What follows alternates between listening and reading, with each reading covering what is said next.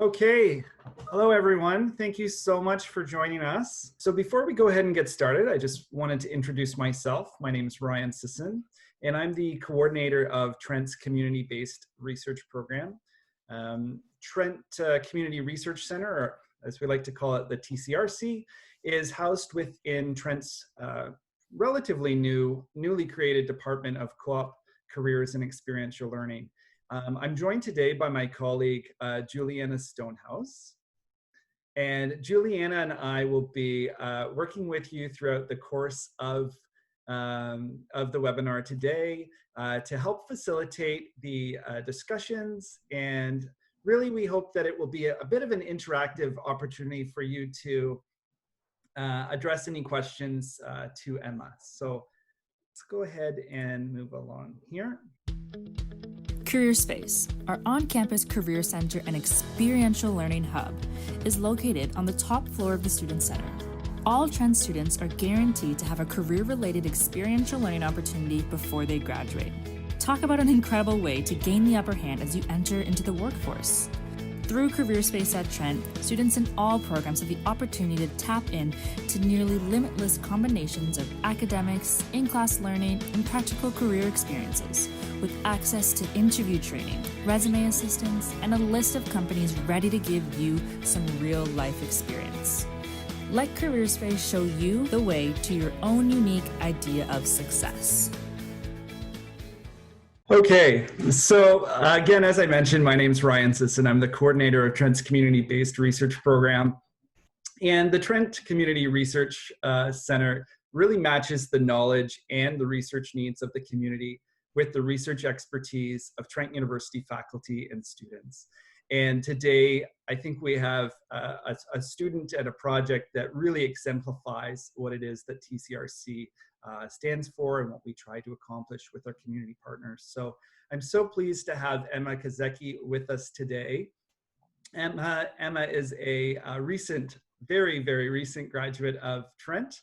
And Emma was part of a fourth-year capstone course, which is a forensic science course under the direction of Dr. Joel Kahn. And Emma is one of a handful of students this year in the forensic science program. We had 11 students in that course that started research in September, working with the host organizations to help define and figure out the course of the research. And they worked all the way until the end of the school year in April to complete this. So I know for Emma, this has been a very involved process. And so I wanted to take a moment just to thank Emma and your colleagues for all of the hard work that you've put into the project. And I'd also like to take a moment to thank Dr. Joel Kahn for his wonderful oversight. This is Joel's first year leading the capstone course. Emma's presentation today is a really interesting presentation that builds on the work of a previous forensic science student last year, Camille Springer. And the topic of Emma's presentation is the viability for tiny home community in Peterborough as a means of transitional housing.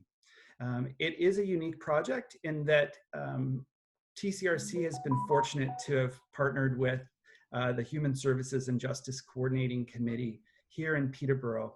And I'd like to send out a special thank you to the members of the HSJCC that are on the call today, as well as Jonathan Hewitt and Terrell Hofel, who have been the co-chairs this year and have helped to develop these projects with the HSJCC member organizations, and then also who have met, in some cases with Emma's project, on a bi-weekly to monthly basis to check in and to address questions. So thank you to everyone.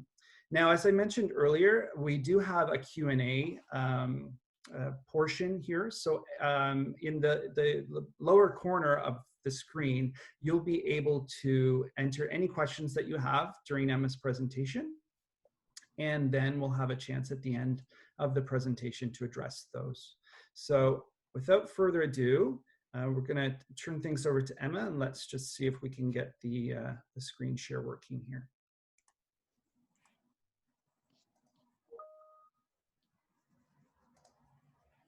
Emma, can you hear us? Hi, Ryan. Yes, I can. Okay, Emma, so whenever you're ready. All right. Hi, everybody. Thank you so much for coming today. And Ryan, thank you for that lovely introduction, stealing all my thunder. Uh, so today I will be talking to you about the possibility of building a tiny home community in Peterborough as means for transitional housing. So just really quickly, I will go over the presentation outline for today. So I will briefly touch on the background of the research, why we want to conduct it, the methods that I used for conducting this research, the results broken up into how I conducted the research in the method section.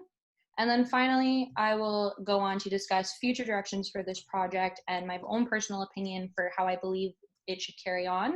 And then as Ryan said at the end, we'll have time for questions. So as mentioned, this is a continuation project from the 2018 to 2019 school year. And Camille Springer, the student that finished the research in 2019, basically determined the reasons why a tiny home community in Peterborough, for those coming out of the justice system specifically, had many problems associated with it. So this was a springboard for my research, and I was able to use her ideas and her information and her conclusions to propel my research forward. So Peterborough has one of the lowest vacancy rates in Canada, about 1.6% in 2018. That was the newest statistic I could find. And this makes it really difficult for those who need housing and need support to be able to get back up on their feet, i.e. those coming out of the justice system that we're trying to support. And using the literature, many of you, when you picture a tiny home, you think of HGTV and you think of these beautiful structures that people build so that they can hatch it onto the back of their truck and drive it across the country, or be able to plop down in one place and just live by the water or in the mountains or somewhere scenic and beautiful. But a tiny home, by definition, is about 100 to 600 square feet, and it is considered a residential building, so a place where somebody actually lives. Now, the main reason that people are so interested in these beautiful structures is about threefold. So the first is environmental, and that a smaller structure means that it has a smaller carbon footprint. So people are actually helping the environment by being able to live in these smaller structures. Another reason is the social aspect of it. So like I said, those who want a very simple lifestyle, those who want to be able to travel, those who want to live a minimalistic lifestyle. However, these have positive implications for the community. So in 2018 in Toronto, they actually passed the Laneway Suite program, which was a program that gave individuals who backed onto laneways $50,000 to be able to build a tiny home on their property and rent it out at market value to other individuals to help curb Toronto's housing market, because they also struggle with being able to give affordable housing to those who need it. So this was a nice incentive to try to increase the amount of housing available in Toronto. And that leads into the economic advantage in that it is cheaper to build a home and cheaper to maintain a tiny home. So in Canada in September of 2019, the average cost of a home was about $512,000 in Canada. So that's all the way from coast to coast, and you have to think about the different kinds of housing markets that are available. But the average cost to be able to build a tiny home is anywhere from about $40,000 to $80,000, depending on the materials you use, where you want to build, the land you build on, etc. And with a mortgage and utilities, it actually only costs about $500,000 to maintain a month. That's how much I pay for a single bedroom in my student living. So to be able to have an entire house for that cost is significantly cheaper. So the roadblocks that were identified that I used based off of Camille's research were initially municipal zoning and bylaw regulations. And that is that in order to build a tiny home, even though it's going to cost about $40,000 to build, say, in Peterborough, you need to build a home on a minimum size plot of land. So when you think about buying the land, it may be more expensive to buy the land than it is to actually build the home. And in order to be able to change that, zoning in Peterborough would need to change. And that can actually cost money as well. Like I said earlier, when you think of a tiny home, sometimes people think of those HGTV ones. I know that other individuals pictured a trailer park home when you think of a tiny home. And trailer parks are zoned very differently. The reason a trailer park can stand where it is and be there all year round is because it is zoned as a campground. And so what this means is that these tiny homes can operate where they are all year round just because of the accommodations that have been made to that land. But Peterborough doesn't have any campground zoning in its vicinity. The next roadblock was the building codes. So there's the International Building Code that specifies that a home needs to be at least 70 square feet, which is incredibly small.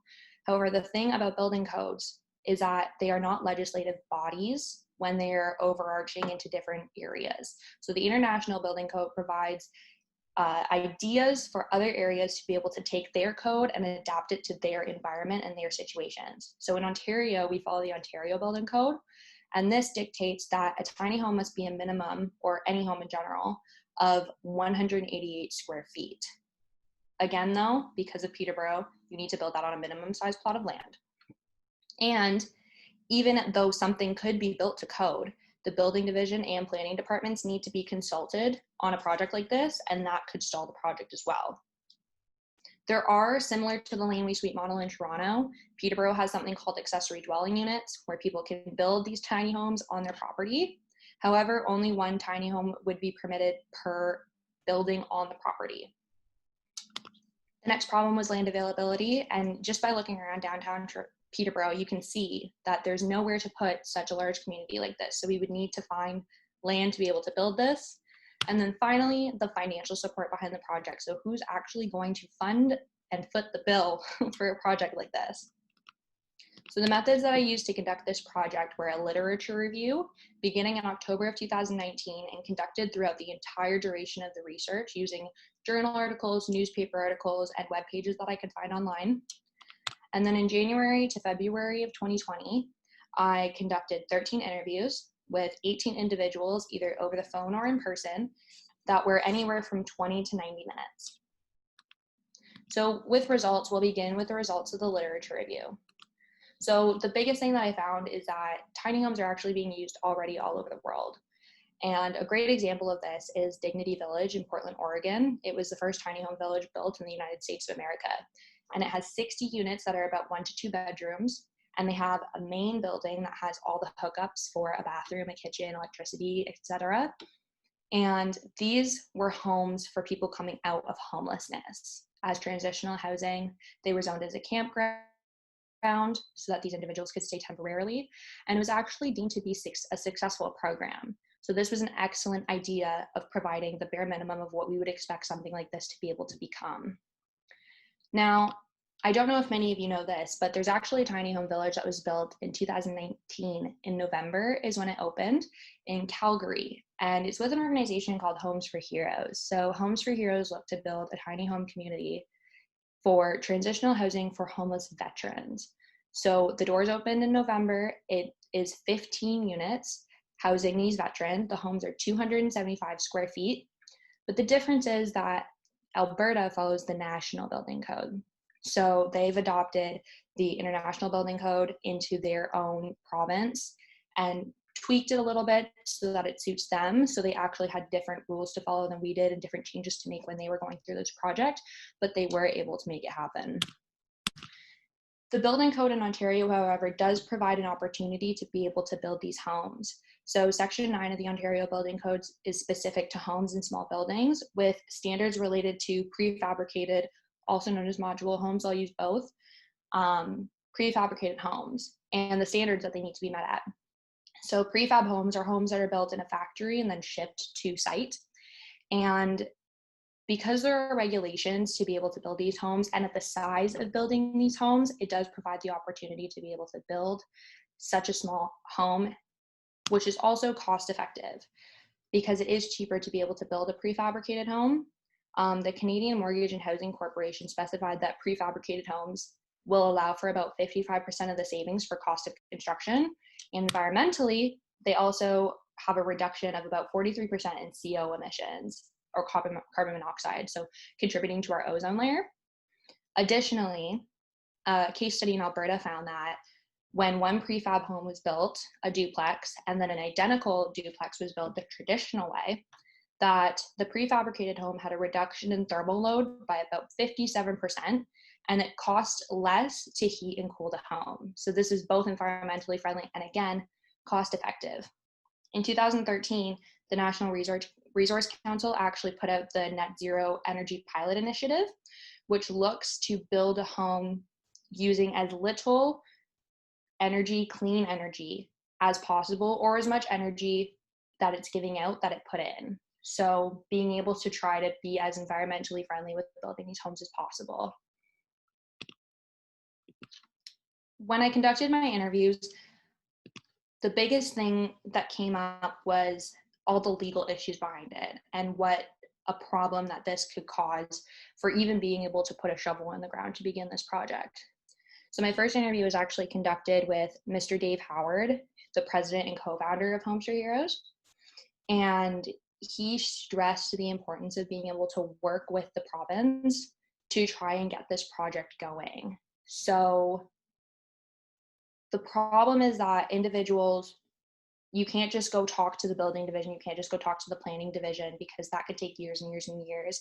And if you can get the province involved and get the province to be able to change their rules or help out a bit, then it could make the process move a lot faster. So he got the province involved with his project.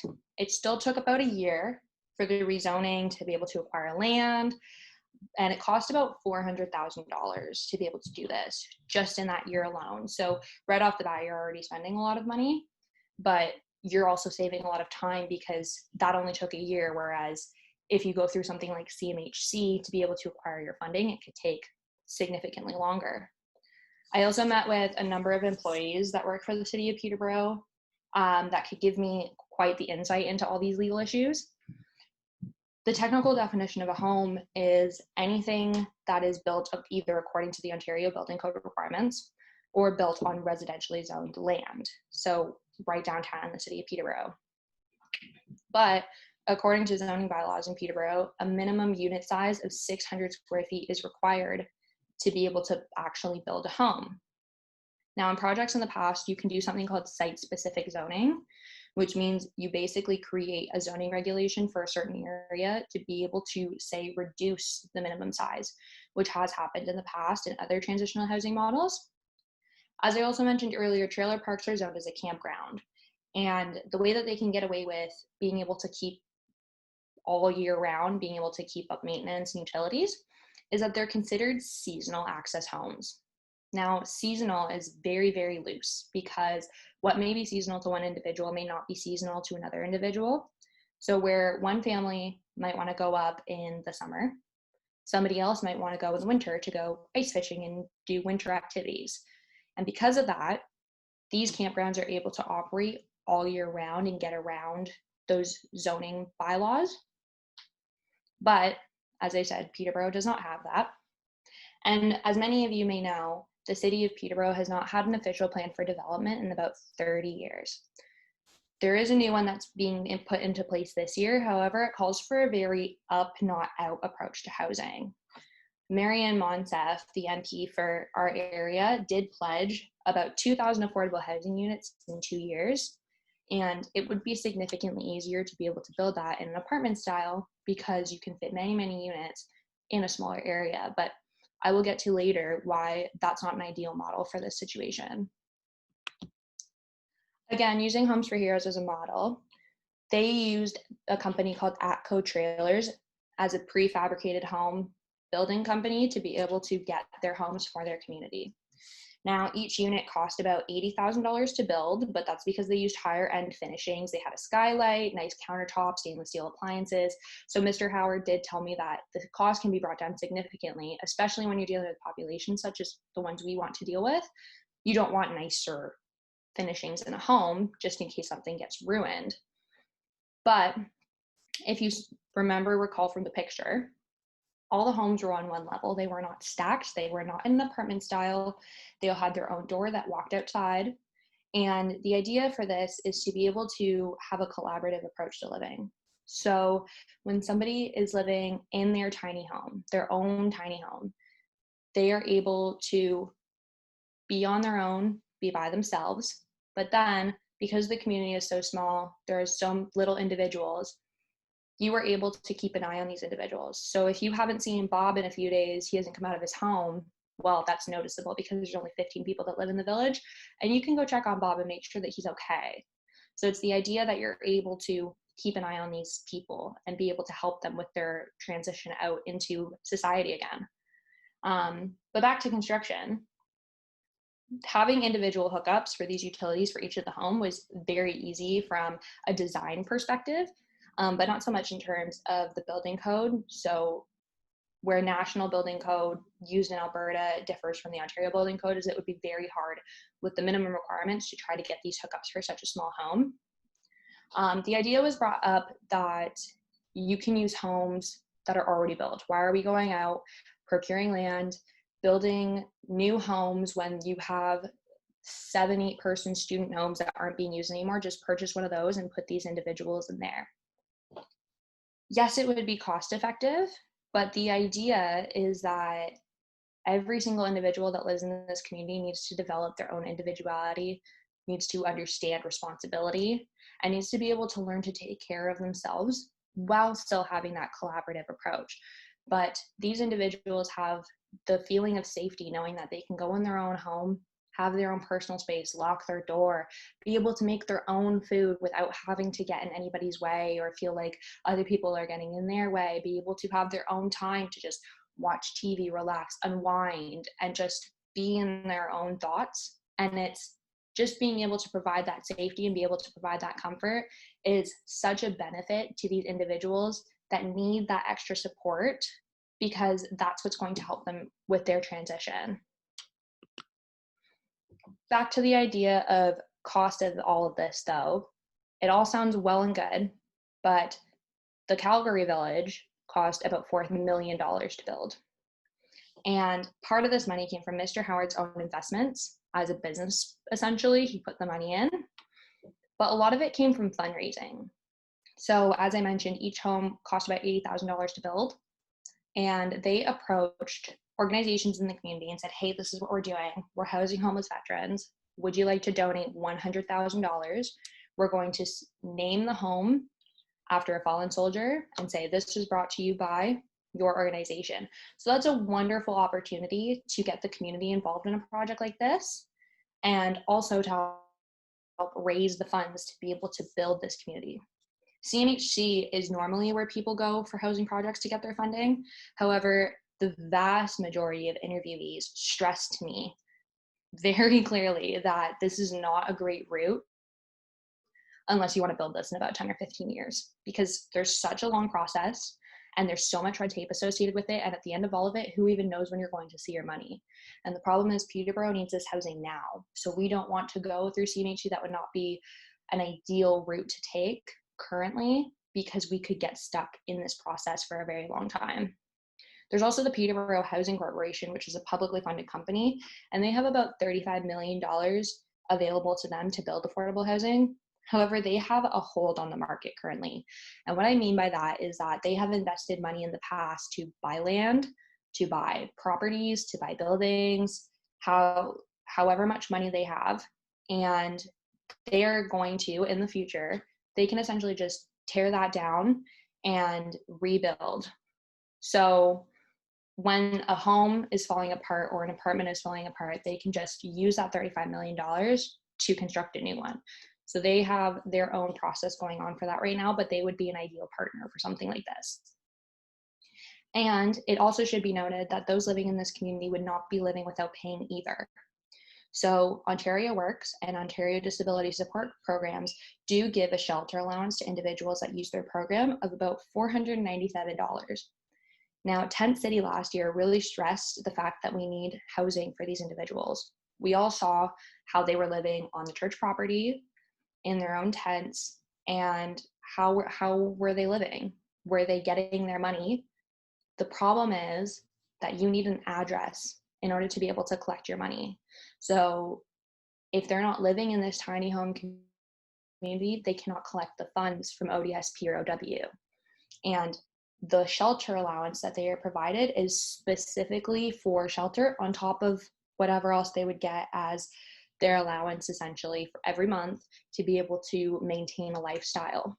But I know the idea was brought up that why don't they just live somewhere else and not have to, maybe they collect this money and they use it A shelter allowance is specifically for a shelter. They cannot just say that they have a shelter allowance if they do not have an address. Speaking of tent city, this brings up a lot of social and community considerations. I'll go back to Homes for Heroes because that's our Canadian model again, but they are an excellent model to follow because they spent about 2 years researching, talking to these homeless veterans, saying, hey, if we did something like this, what do you need to feel successful? What can we do for you? And they also wrote up a contract to say, if you come in, you are going to live here for a certain amount of time. You are going to get a job. You are going to get sober. You are going to follow specific rules. You are going to seek counseling, whatever program they would need in order to help them be successful and transition out of the village and into society again. So this was not just home for them. It was also rehabilitation and getting them back up on their feet. And they had an organization called the Mustard Seed come in on this project. And the Mustard Seed is paid out every month by Homes for Heroes, but they provide on-site service at all times. So there's always somebody in a main building on the property to be able to say, hey, if you're having a problem, come talk to us. If you have questions, come talk to us. And that way it gives that additional support that these individuals need to help them be successful. Peterborough does have a 10-year housing and homelessness plan looking to transition individuals out of homelessness and into home ownership. And these individuals all have different needs. Some may be addiction services, it may be brain injury, it may be mental health, what have it. And these different services are not going to be available all the time, if at all, because their workload is already so heavy. So a collaborative approach needs to be made with these other services. Now, a big problem is that while this project sounds amazing and what it's going to do is sound amazing, the community can actually reject this project for something called Nimbyism. NIMBY stands for not in my backyard. And it essentially means that the community hears that something like this is going to happen. A community of vulnerable populations are going to be living together in a specific area, and they can go to the city and file a review with the local planning appeal tribunal and say, well, this doesn't fit in the character of our neighborhood. We don't want this here. And actually stop the project before it gets any further, because there's a fear of the word ghettoization was used. Now, this has stopped amazing projects in the past with, for example, an emergency shelter that was actually stopped because there was an LPAT that was filed. But where I'd like to turn in talking about that is to a place called the Mount Community Centre in West Peterborough. Now, for those of you who don't know the Mount, it is 10 acres of land with 53 affordable housing units and about 30 to 40 more currently being constructed. And they are doing wonderful work housing these types of individuals. And right off the bat, when they wanted to do this project, they got the community involved. They said, this is what we're going to do. This is how we're going to do it. And we would love for you to be part of the process. So they helped that line of communication and was able to avoid that Nimbyism. And it's very important when you're working with these types of people that you get the community involved so that they understand the importance of this and feel like they're being involved and feel like they're being thought of as well. Speaking of the Mount, that brought in another problem that I did notice, and that is that the scope of this project does not even cover the types of individuals that also need this housing. So there's something called the by name priority list that provides the names and information of those who need housing and need it now. And these aren't just people coming out of the justice system. These are people currently in homelessness and living in shelters and not having anywhere to go. So this can help so many more people if we can just open up the scope. The idea of affordable housing is also a little problematic for some community members, especially when you're talking about an apartment model that was brought up with the up not out building.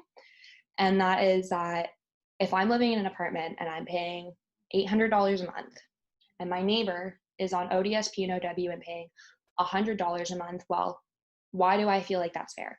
Why is that fair? It's not fair to me. So why are they living here so cheaply when I'm paying above market value to try to subsidize the cost? And that's another problem that would come forward. that the community we would need to work with the community to talk about. But the community is more likely to accept a project if it is a pilot first. So if we were to build, say, 3 tiny homes, provide support services, get the contracts put together, get these people transitioned out of homelessness into home ownership and get them back on their feet and prove that this model can be successful, then the community will be more likely to get behind it and expand that project into 10, 15, 20 plus units. So all of this needs to be kept in mind when thinking about other ways that the community needs to be involved in this type of work. I just wanted to bring up another interesting quote from Mayor Diane. It reads, "If it's going to improve the environmental outlook of the land, going to house people, provide safe accommodations for marginalized folks, provide an economic argument, and in a community setting, these can all be used as a rationale for why this should be supported." And I believe that I have stressed the importance of how tiny homes can alleviate all of these problems and why it is such an excellent model for being able to conduct a project like this. Really quickly too, I just wanted to show you, for those that don't know what the Mount is, this is just a Google image of their property. So they have, you can see my mouse, they have their 10 acres. These are their transitional housing units, and with many, many, many more going over here. And then over here, they have about 2.5 acres that they're not doing anything with.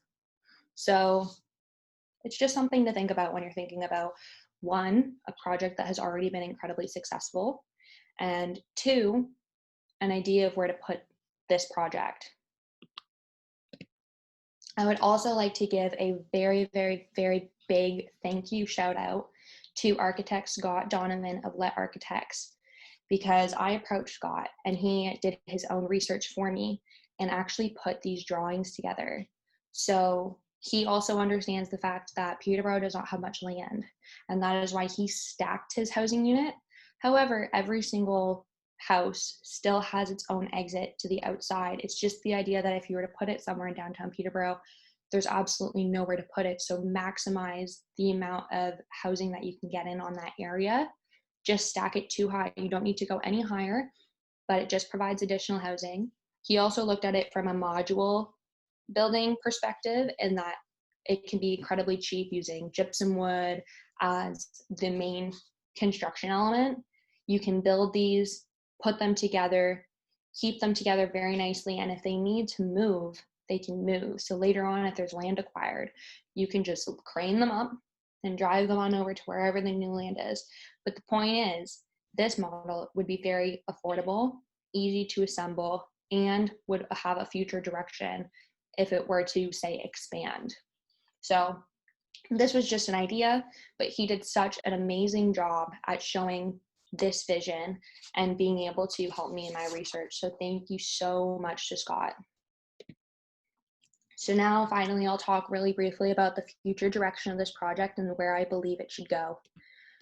So the first recommendation that I have is that land needs to be secured and a design plan needs to be determined, because we need a place to put it. If we're going to push this project forward, where is it going to go? How are we going to overcome the zoning issues that we're facing? And how are we going to overcome the Ontario Building Code? Additionally, similar to Homes for Heroes, this springboards the cost. So it costs them $400,000 in that first year to be able to rezone and do their R&D research. Well, that provides how much do we need? How much is this project going to cost? If we develop it and build it this way, what's our budget? The next recommendation that I have is to get the community on board. And this is the biggest one, in my opinion, because you need the citizens of Peterborough to get on board with a project like this. They understand the homelessness situation in Peterborough. You see it, especially with the warm weather coming out right now. You see the people on the streets, and they know that it's a problem. So we need to get them involved. We need to get their opinion. We need to get their voice involved in this project in order to help push it forward. We also need to get the support services on board to be able to, as I said, get a collaborative approach to this project so that those who need the services, the different services, can be accommodated for. And then, similar to Homes for Heroes and the Mount, we need to develop our mission, our values, get a contract developed so that those who are coming in are going to be successful and they understand why they're in this program. But in order to do that, we also need to talk to those who would be living in the community and say, hey, this is what we're doing for you. We want to help you. What can we do for you to help you be successful? So lots of R&D and lots of pre-work to help propel this project forward. And then we need to worry about the project funding. So where is this community going to get the funding to be able to move forward?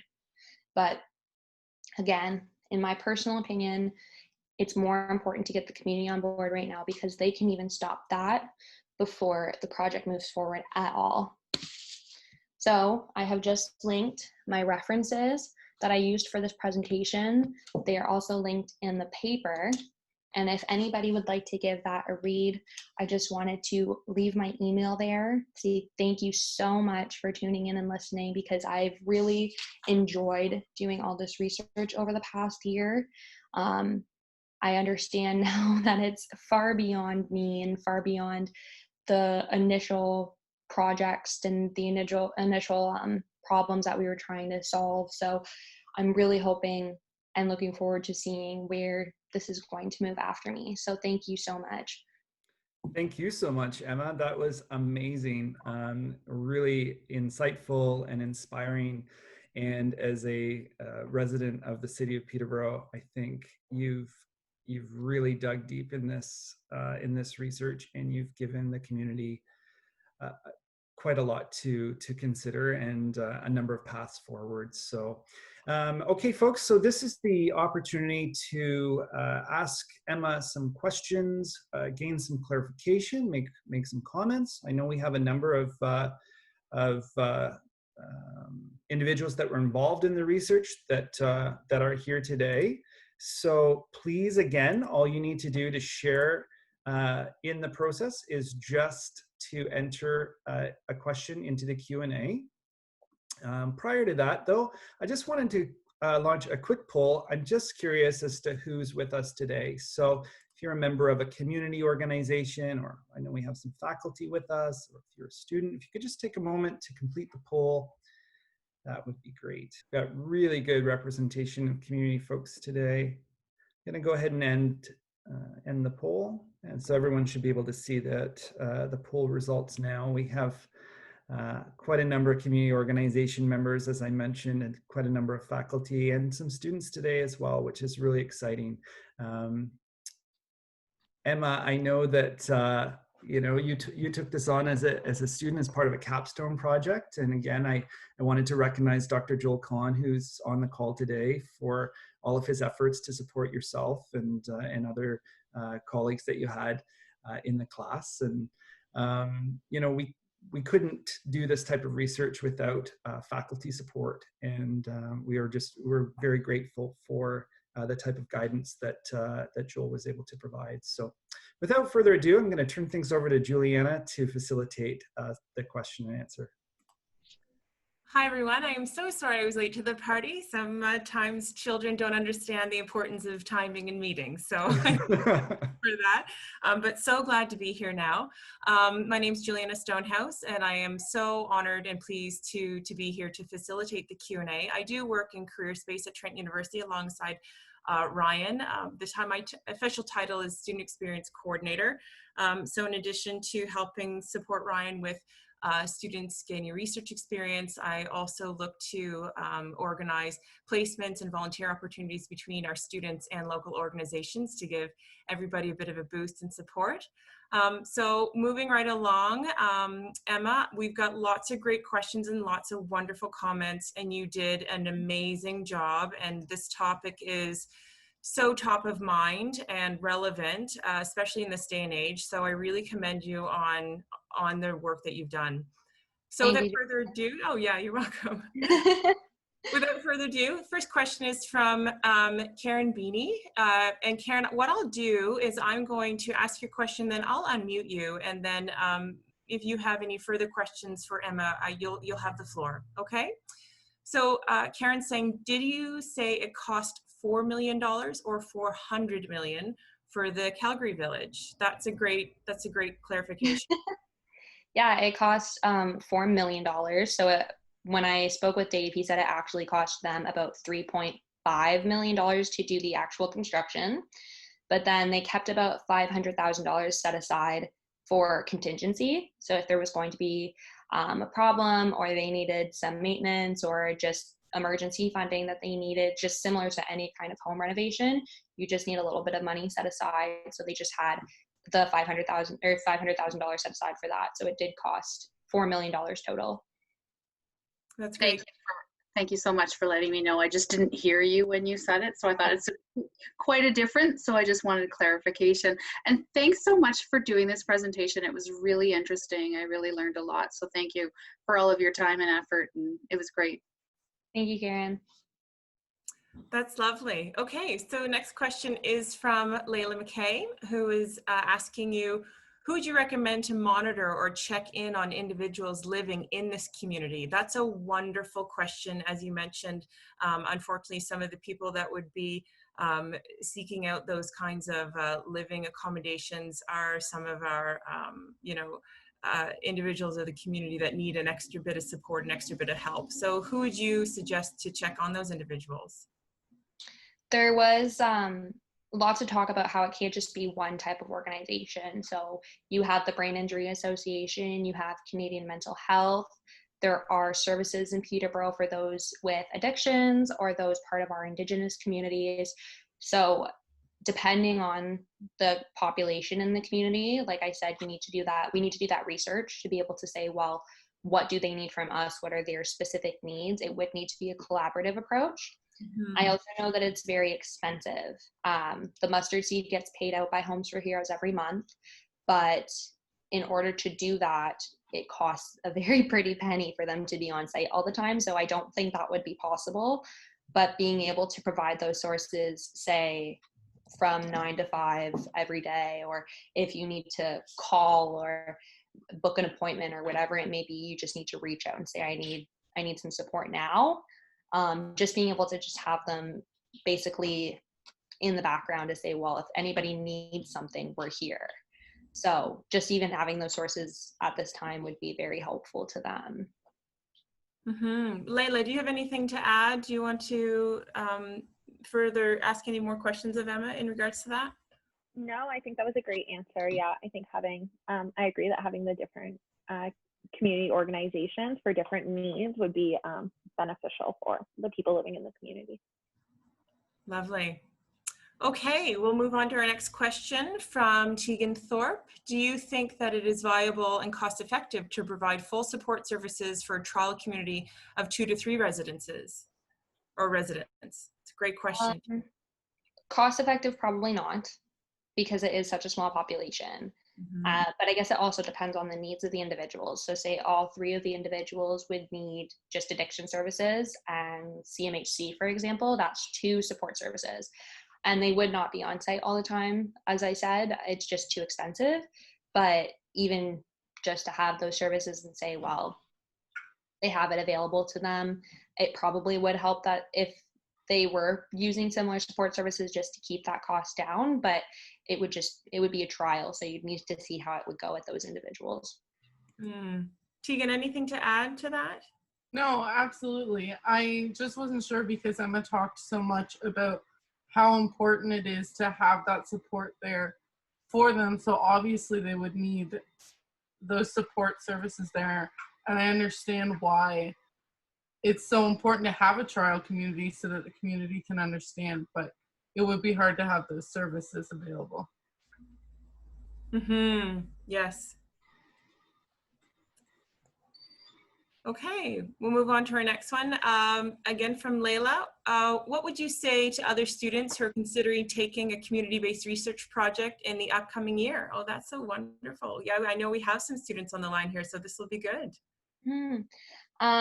Take the project that sounds the most fun.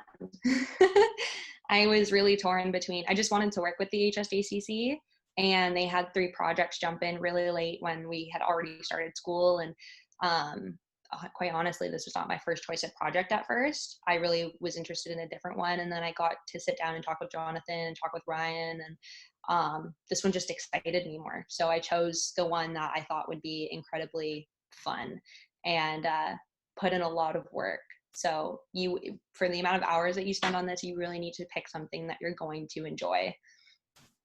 I think that is such a great suggestion, Emma, and I would just say that your level of excitement was infectious. And I think Jonathan and Terrell would certainly agree with me on that. So it was a pleasure working with you. Thank you. Our next question is from Charmaine. Charmaine made a lovely comment, Emma, very informative, and it was very thorough, very informative. The question is there any suggested limit as to how far away from the downtown core the tiny home communities ideally should be located? That's a wonderful question. Yeah, so when I spoke with Scott and he gave me those drawings, in his report, he actually had a couple locations downtown. So I know there's, say, like an old warehouse on Bethune and Sherbrooke, I believe it is. There's that area down there. There's one off of Wolf and George Street, I believe is the other one. That's a parking lot right now. But I did bring those up with Mayor Diane, and being able to get that land, clean it up properly, because you would need to worry about the environmental aspect of that, could be very difficult. The Mount is very far from downtown, technically, and it's not necessarily needing access directly to downtown, but being able to have the access to services. The Mount's on a bus line, which I know can be difficult for some of the individuals that could be residing here, but it's also an important life skill that they need to learn as well. So it could be something work towards. There's also, I believe they're relatively close to the Sobeys Plaza, if I'm correct. And it's just being that way they can still have access to like grocery stores and being able to go out and do their own shopping and rely on themselves and get that support that they're learning to be able to have this life skills when they transition out of the living later. So it's not necessarily how close to downtown, but just how close to services. Yeah, that's a good clarification. Charmaine, did you want to add anything to that? The floor is yours. For me, the question came out of the thought that it's a balance between access to services, getting transportation, and land costs. You know, downtown, I'm assuming the further away from downtown, the property costs would be cheaper, but then what are you giving up in terms of access and yeah, like busing and access to services? So I was just wondering if there is any sort of suggested limits, but it sounds like it's fluid. I know that land was brought up very far out. That is not on a bus line. Obviously that would be very not doable because many don't have access to cars. But I think as long as it's relatively close, and as long as that bus line is there, it should be okay, because the bus is important. And I know that it's the idea that some individuals may not be able to handle that pressure or that stress, but it's an important life skill that would need to be taught. And that's what those services can help with, or programming can help with as well. That's a really good point. Thank you. Just something that's related to that location. We have, we're honored to have Councillor Kemi on the call today. And I'm just going to skip to her question because I think kind of ties into what Charmaine has just asked. So Kemi has asked, could you expand on how the Mount engaged the community when they were looking to build affordable spaces at their site? Yeah, so I know the Mount literally went out and talked to them and spoke with them and said, this is what we want to do. What are your thoughts? What are your opinions? Do you have suggestions? So I know that they were very interactive with the community. And then when individuals did start moving into the Mount, they are now on, many of them, first name basis with the members of the community that they're surrounded with and the support that they have. So it's very important that you just talk and you open that line of communication. I know another shelter through the HSJCC with Jonathan Hewitt, they do a barbecue every year with theirs, and that is how they got the community engaged with their emergency shelter. It's just for the community to say, thank you, hey, we're here, and we appreciate that you let us be here, and we just want to let you know that. So it's just being able to open that line of communication is the biggest thing, so that just people know what's going on in their neighborhood. Yes, absolutely. Okay, next question from Julia Baker. She's asking, I'm curious about the 400,000 needed for the Alberta Housing Project. What was this spent on more specifically? The majority of it was spent on rezoning. So rezoning costs are very expensive. With the amount of land that they built the community on, they had about 3 units where 1 normally would be. So they had to get the rezoning application and I've been told in Peterborough, it takes up to about a year. So that whole first year was meeting with building, planning, development, rezoning, and just being able to get the project off the ground essentially. Mm-hmm. So that's just paperwork that you can't really speed up that process. So that's what took that whole year, and that money it's very expensive for a rezoning application. Right. So the majority of that money was used for that. Right. And Julia, I'm just trying to get you off of mute here in case you wanted to have, I'll open up the floor to you. There you go. Yeah, I guess I was just curious if you could forecast that would be a similar cost if we were to do something in Ontario or in the Peterborough area, if we would be looking at those same rezoning fees. I would estimate thousands. Yeah, definitely. I don't know exactly, but from the sounds of it, when I met with the employees from the city of Peterborough to talk about it, yeah, thousands, tens of thousands, hundreds of thousands. It's depending where you put it, how much you want to rezone it. There is upsite specific zoning, so that can be used to help reduce the sizing. I'm not exactly sure how much that cost when they did it with the transitional housing, a different transitional housing model. But I do know it's very expensive. Okay, thank you. And next question from Julia Mason. This is a great question. We kind of touched on this a little bit before. In acquiring community support, do you have any concerns about biases against marginalized peoples in the community or people existing or exiting the criminal justice system in particular, which could hinder this project? Yeah, that's exactly that Nimbyism that I was talking about. So it's the idea that it's a group of individuals that from the outside may not look the most pleasant. So you're going to say, hey, we're going to have a bunch of ex-cons come live in your community. Like that doesn't sound very appealing to people. And that's what can stop this project. That's why they can file the LPAT and actually get this project completely halted before anything moves further. So any kind of marginalized individuals there's going to be that stigma on them. But they need to understand, the community needs to understand that they're in their own situation for whatever reasons life threw at them, and they're just trying to find their way back.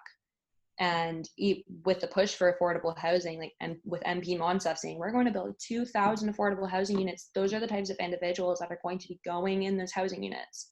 There are 400 names on the waiting list for housing, for homelessness. And so those are the individuals that are going to be receiving this type of housing. I know Michael Van Couverden with One City does an absolutely amazing job working with some of our most difficult, marginalized, if you will, individuals to help them find a place to live and get back up on their feet and get a job. And he is so involved with them and is a great asset for something like this, to be able to get the insight on how to help that out and maybe help the community understand that we're working with them to help them. So they're going to be going in those types of 2,000 affordable housing units. So why not just try to, instead of just housing them, try to rehabilitate them?